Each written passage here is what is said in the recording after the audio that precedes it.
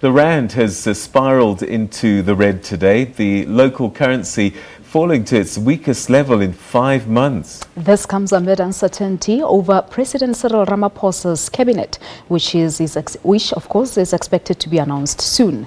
Having lost more than 2% in Tuesday's trade, the rand has extended its losses by a further 1% today. One analyst believes that the cabinet announcement is amongst other global factors that have pulled the rand down. Potentially there could be some tension there between Italy and the European Union after the elections of the new members on Sunday. Of course, they're already coming out raising some concerns about the fact that Italy hasn't been able to stay within those limits in terms of their debt levels and expenditure. So potentially problems there in the Eurozone. But of course, the trade war is the main factor there that is really making things very difficult for emerging market countries and the rand. But of course, we also have some domestic issues here at home with the uncertainty around the cabinet, who's going to be in and who's going to be out. So those are some of the factors that we really have to watch quite closely to determine what happens with the rand. The memorial service of the late Zimbabwean struggle stalwart Dumiso Dabengwa is underway in Johannesburg. For more on that, I'm now joined by our reporter Nozintombi Miya. Nozintombi, thanks very much indeed. Give us a sense of what's happening there and how people are feeling. There are a number of Zimbabweans in the country, so I'm sure that they've come out in their numbers.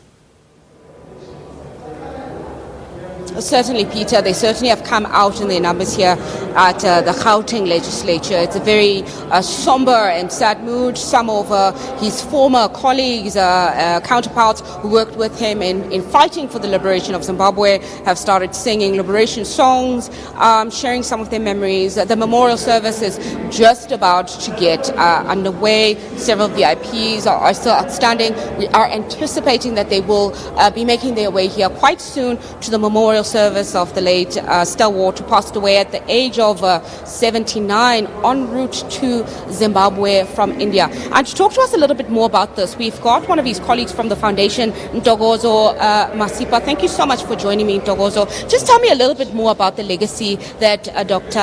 Dabengwa leaves behind. Dr. Dabengwa leaves behind a legacy of a great nationalist. He leaves behind a legacy of a committed citizen of Zimbabwe, a committed citizen of Africa at large. Dumiso Dabengwa did not work only for the liberation of Zimbabwe. He contributed greatly for the liberation of Southern Africa. He contributed greatly to the liberation of the whole of Africa as a whole, building of the African state. These are the contributors, the initial founders of the African state. The legacy that he leaves behind is words cannot fathom. We cannot describe it, but we are in pain, we are in sorrow. A great tree has fallen. We have been left with no covering, no shade. At the moment, it's a difficult moment for us. It's a difficult moment for the nation of Zimbabwe. And certainly a difficult moment for his family as well. Just tell us a little bit more. Have you spoken to the family? And what are the arrangements going forward? It's certainly a very difficult moment for the family. The family is grieving. The family is in pain. They've been left behind with no father.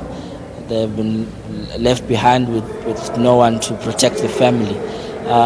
It's a grieving moment for them, a very painful moment.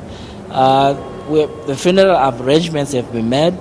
Dr. Dabengwa is going to be buried in his homestead in Tabazinduna in Bulawayo on Saturday.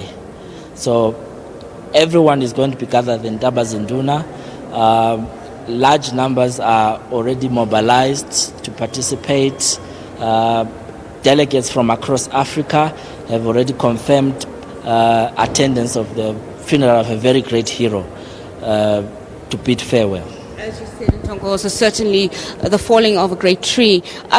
We also have Isiphetule Maphosa. You also worked at ZAPU with the great doctor. Just tell us a little bit more about some of the work that the doctor did in helping to liberate the people of Zimbabwe.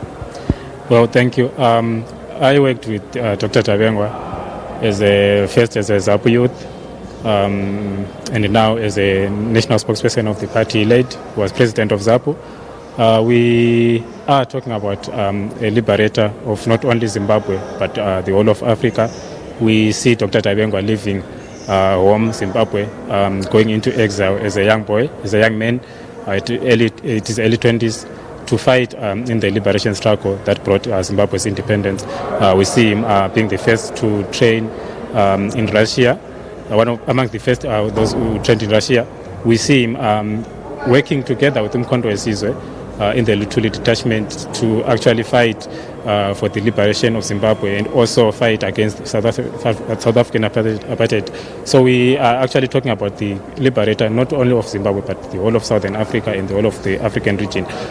We also are talking about Dumiso Dabengwa, the man who advocated for a peaceful coexistence of people, especially in Zimbabwe, because soon after the independence of Zimbabwe, we see the Zimbabwean government throwing him in jail. He's the first person in independent Zimbabwe to be accused of treason by an independent government.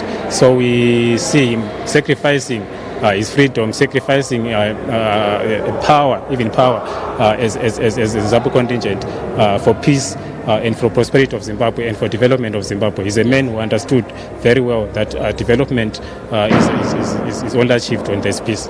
So what is the way forward now for your movement in helping ease the lives of the people in Zimbabwe? Well, he has showed us the way. Soon after, at the turn of the century, we pulled out of the Unity Accord and we revived ZAPU, which has been leading up until now. So he actually showed us the way. ZAPU, just like Dumiso Dabengwa, we fight for the liberation of the people, we fight for freedom of the people, we fight for human rights of the people, equality through proper governance systems. We have all those in place. We have as policy positions of the party, and we are set to actually go ahead and perpetuate the legacy of Dumiso Dabengwa through perpetuating the fight for independent and free Zimbabwe. Thank you so much, Mr. Maposa. Peter, those are just some of the touching words from the people that worked with Dr. Dabengwa, sharing some of their memories of him, some of the work that he did, and throwing forward to the funeral details that will be happening in Bulawayo on Saturday, this coming Saturday, and that some of his party members saying that they will continue fighting for the good health of the people of Zimbabwe, and making sure that they don't forget the values that Dr. Dabengwa left behind in ensuring a better life for the people of Zimbabwe. Peter. Nozintombi Miya, thanks very much indeed.